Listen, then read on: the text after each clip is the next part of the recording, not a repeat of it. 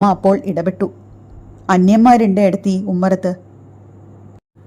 ഗോവിന്ദമാമ വെള്ളം കൊണ്ടുവരുന്നത് കാണാതെ വീണ്ടും വിളിച്ചു.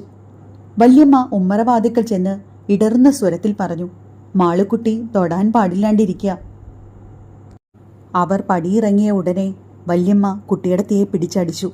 കുറേ അടി കൊണ്ടപ്പോൾ കുട്ടിയടത്തി വല്യമ്മയുടെ കൈ തട്ടിമാറ്റിക്കൊണ്ട് പറഞ്ഞു, എന്നെ തൊടരുത്. നിന്റെ കുറുമ്പ് ഞാൻ മാറ്റും. ഞാനൊരു കഷ്ണം കയറ് ചെലവാക്കും.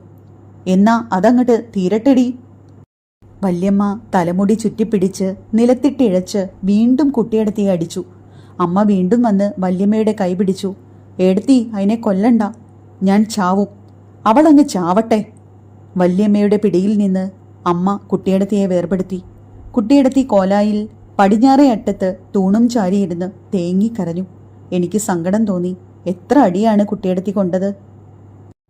ഞാൻ അടുത്തു ചെന്ന് വിളിച്ചു, കുട്ടിയടത്തി പൊയ്ക്കോ ഇവിടുന്ന്. കുട്ടിയടത്തിക്ക് ദേഷ്യമായിരുന്നു. കുട്ടിയടത്തി പൂവാനാ പറഞ്ഞ്. എനിക്ക് സഹിച്ചില്ല. ഞാൻ കുട്ടിയടത്തിയുടെ അടുത്ത് ചെന്നിരുന്ന് കരയാൻ തുടങ്ങി. അപ്പോൾ കുട്ടിയടത്തി എന്നെ മടിയിൽ കിടത്തി പുറം തടവിക്കൊണ്ട് പറഞ്ഞു, കുട്ടിയടത്തി തൂങ്ങിച്ചാവും. കുട്ടിയടത്തി ചാവരുത്. കുട്ടിയടത്തി ചത്തുപോയാൽ. ഞാൻ പറഞ്ഞു, വേണ്ട, ഒരീസം വിട്ടത്തുമ്മ തൂങ്ങും. അപ്പോഴേ എല്ലാവർക്കും പടിയുള്ളൂ. ഞാൻ മിണ്ടാതെ ഭയന്ന് കുട്ടിയടത്തിയുടെ മടിയിൽ തലവെച്ച് കിടന്നു. ബാസു പൊയ്ക്കോ. ഞാൻ പോയില്ല.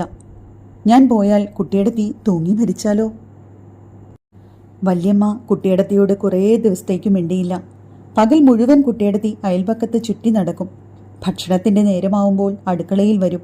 വല്യമ്മ പാത്രത്തിൽ എന്തെങ്കിലും വിളമ്പി വെച്ചിട്ട് പറയും, എന്നാ നക്കിക്കോ. അമ്മ കുട്ടിയടത്തിയെ ഉപദേശിച്ചു, നീയേ പ്രായപൂർത്തിയായ ഒരു പെണ്ണാ, ഇങ്ങനെ തെണ്ടി നടക്കരുത്. പക്ഷേ കുട്ടിയടത്തി അതനുസരിച്ചില്ല. ജാനുവിടത്തിയുടെ വകയായി അവർക്കൊരു ഓമനപ്പേര് കിട്ടി, തെണ്ടി മൈസ്ട്രേറ്റ്. മഴ കോരിച്ചൊരിയുന്ന ഒരു ദിവസം. അന്ന് കുട്ടിയടത്തി പുറത്തെങ്ങും പോയില്ല.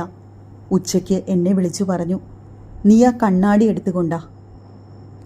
കണ്ണാടി എടുത്തു പോരുമ്പോൾ ജാനുവടത്തി ചോദിച്ചു, ആർക്കാ ചെക്ക കണ്ണാടി? കുട്ടിയടത്തിക്ക്.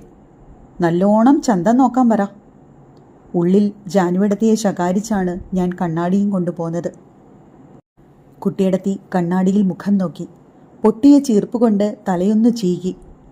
മുഖം മുണ്ടിൻ തുമ്പുകൊണ്ട് തുടച്ചു. മുഖം ചെരിച്ചു പിടിച്ച് കാതിലെ മണി പരിശോധിച്ചുകൊണ്ട് അവർ ചോദിച്ചു, കാതിലെ മണി പോയ കുട്ടിയടത്തിനെ കാണാൻ ചന്തണ്ടാവോ ബാസുവോ? പോവും.